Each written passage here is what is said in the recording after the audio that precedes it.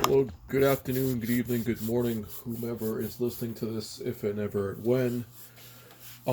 Today I was listening to the Steve Harvey radio show, as I usually do, so you might have an idea where this is going, and I'm going to try to keep this under 15 minutes.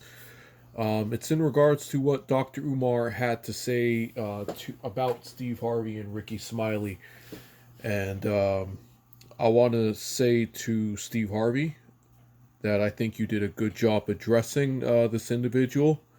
I don't even think this individual deserves any more oxygen um, going forward. A friend of mine, college roommate of mine, he and I had a discussion about Umar, or excuse me, I'm not even going to say the dude's name, about this individual a couple weeks ago. And as a matter of fact, he was supposed to be in my area a couple months ago, and this is the second time tickets are sold and then the show's canceled. I don't know if all these people got their money refunded. I was looking to go, but unfortunately, like I said, the show got canceled before I could get my ticket. As far as I know, tickets were available at the door. Purchase cash at the door, right? Um, Now, this particular topic that I'm about to jump into, I'm about to jump into it later in this video. Karen Hunter has talked about it. I'd say maybe 2 3 months ago. I'm not too sure if Roland Martin has jumped into it, but the long and short of it is that this individual jumped on Steve Harvey and Ricky Smiley for endorsing Kamala Harris, and they're trying to say that, or excuse me, Kamala Harris. They're trying to say that, or he is trying to say that rather, that they were paid, or Steve in particular was paid $10,000 to endorse Kamala Harris on multiple occasions on his radio show and etc. I don't know if he gave a specific number to try to assign to Ricky Smiley, but all I'm saying is, um, obviously, dude's got some nerve. What type of fact does he have? Those are that's allegations for sure. I don't know if you can call that slander per se, but I don't think that's a good idea to put that into the public sphere that this person is endorsing this person for this amount, because when does that become slander and libel and so forth? So excuse me, I should say libel, right? Because it's not slander. It's not written down. I don't know if it was published online, if he was just orating it, but either way, um, for this individual to attack people who have actually established themselves, it's one thing if this individual were to attack me. Okay, I'm a nobody on YouTube. I ain't got that big following, right? But to attack someone who's trying to encourage the black vote, right? If you trying to denounce or tear down or put certain type of libel on someone who's doing bad things, someone who's okay, someone who's endorsing uh, bad things to happen to children or encouraging people to kill people, okay, two wrongs don't make a right, but I can't knock you too hard for that. But if you're going to attack and put libel upon people who are two men who are trying to encourage black people to get to the polls, because as per Roland Martin, in certain states, if not across the board, black voting has been going down since 2008, if not prior, right?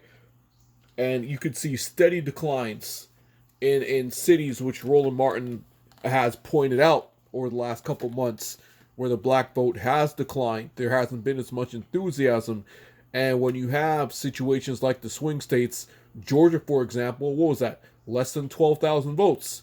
Andrew Gillum becoming the governor of Florida, what was that? Less than 30,000 votes, right? Who else you got? What's his name? Was it Minnesota? I'm just going off the top of my head here.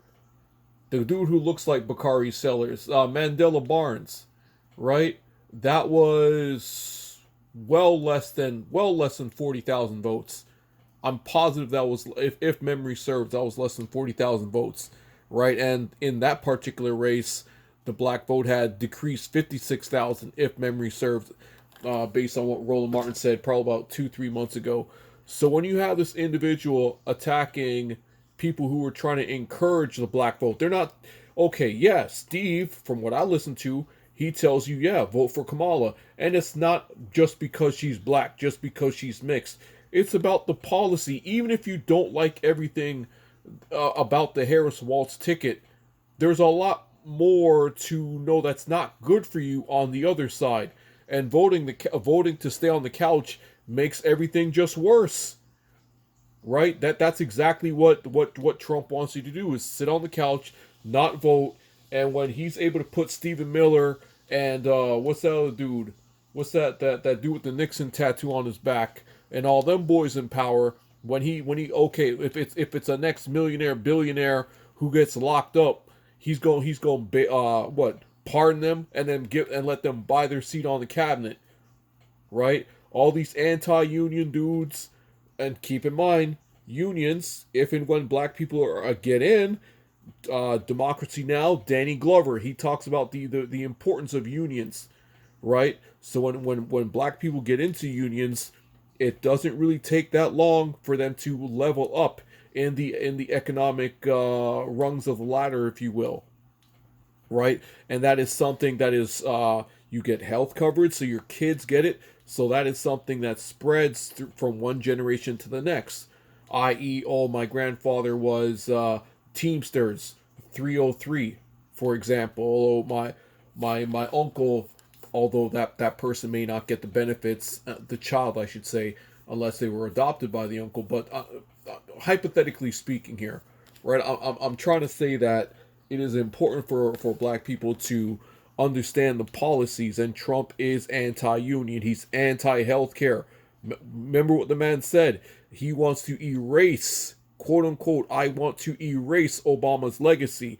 So everything that Obama did to help the general public and for the low vibration, low educated, especially the low educated Negro voter, or lack thereof, because a lot of Negroes refuse to vote, when they try to say, oh, Obama did nothing for black people. Okay, educate yourself as to what Mitch McConnell said.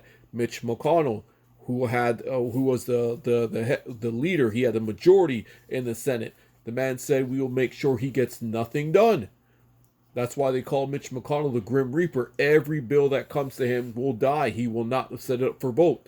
So when Fox News and these certain people who come into via social media, which makes it much worse now, when they're able to plant this shit in the black community, where say, oh, your vote doesn't count, right? And I'll be honest with you, my time in the U.S., I've never heard a Chinese person, an Indian person, a Latino person, whether it be from Guatemala, Honduras, Ecuador, El Salvador, Venezuela, Panama, Costa Rica, Irish, Italian, what have you. I even went to high school with a dude from Kosovo, right? And this is right after all that shit popped off with Kosovo. You never hear them dudes talk about, oh, my vote doesn't count. There are powers in the U.S. who don't want black people to vote, who don't want them educated, who don't want us to know the power that we hold, right? That's why they do so much to knock down our vote. So with that said, this individual, who I will not even give him the gratification of saying his name, you got to stop attacking your own, right? And as per what Steve says and other people which I see on YouTube, social media, it's usually the people who attack you who have less than you and or jealous of your success, right? When this individual who want to bust off on Steve Harvey and Ricky Smiley, when he gets his own radio show, maybe people will start listening to you, right? But we can move on to this individual's credentials, much like my college roommate and I were talking about. What are this individual's credentials?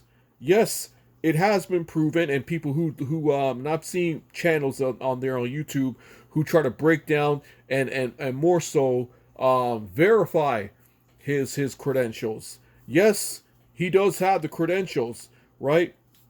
But let's look at his accomplishments, right? Many people are going to say, Where's that school? Where are his promises? We could look at the scandals. And I'm not here to sling mud, but I'm just going to encourage you. This person who wants to throw stones at Steve Harvey and them and Ricky Smiley, okay, what about his promises, his scandals? Dare I say his alleged lies? Dare I say the alleged womanizing? Dare I even bring up the alleged Cash App donations for that brick and mortar facility? Where is it? That thing was supposed to open up for what, 2012? Let that sink in. So let me ask this individual who wants to go after and try to defile and denigrate black men who have earned their success, continue to maintain and elevate their success, to this individual who wants to attack Steve Harvey and Ricky Smiley. What have you done? What are your tangibles? What are your who are your success stories? The people who have passed through your facility, if and when it's ever going to get built and or opened. Who and where are the success stories who have passed through your hands, who you have guided, mentored? As far as I know, Steve Harvey's had his summer camp for boys, which he runs with black men who come out the army and black men who are out of his fraternity, right? And other successful black men, business owners, entrepreneurs, and so forth. So if this individual has something that he runs that is comparable to what Steve Harvey does and or Ricky Smiley, by all means. My next point was Glass House, and I think that's pretty self-explanatory. For this dude to be busting off all types of allegations and libel at Steve Harvey and Ricky Smiley as to how much they're getting paid. And but let me hit you with this. If this individual, and again, I ain't gonna say his name, if your pockets are in good standing, why are you worried about what the next man makes? I'll say it again. I'll even do what you do on. Why are you worried about the next man's pockets? Because you like to repeat yourself 3 times, doctor. Why are you worried about the next man's pockets? Next point. Which network, aside from the bridge you destroyed with TV1 via Roland Martin, aside from the bridge you destroyed with TV1, Roland Martin didn't force you to destroy that bridge. Which network is reaching out to you? Is it ABC, CBS, NBC, MSNBC, Bloomberg TV? Right? And with all these streaming networks, is it Netflix? Who's reaching out to you, doctor? If you got all these credentials, if your glass house is squeaky clean, who's reaching out to you? And if so, why, when, why not? Is the RNC reaching out to you since you want to talk crazy about Kamala? Is the DNC reaching out to you? Why are they not looking to talk to you, and why? Next point, Black Diaspora. I mentioned Karen Hunter earlier in this, and I'm running up on 50 minutes, so I'm going to try to end this up real quick. The Black Diaspora is looking at what Black Americans are doing right now because, as Steve Harvey says, Black people, we have power, especially Black people in the United States. Those who are born Black American citizens, you have the inalienable right to vote. If you don't exercise it, it is going to cause problems because what Trump has stored up, and it's not necessarily Trump himself, but the people who buy his way or buy their way into his administration. The oil and gas industry, the man said, give me $1 billion, I'll let you do whatever you want. Look up Cancer Alley. Look who lives there. You know what I'm saying?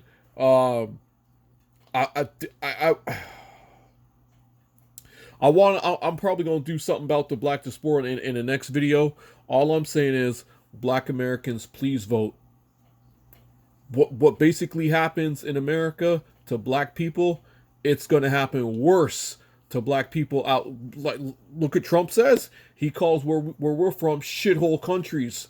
So whether you're from Trinidad, Tobago, Jamaica, St. Lucia, Barbados, you know what I'm saying, Guyana, anywhere within the African diaspora, Latinos included, right?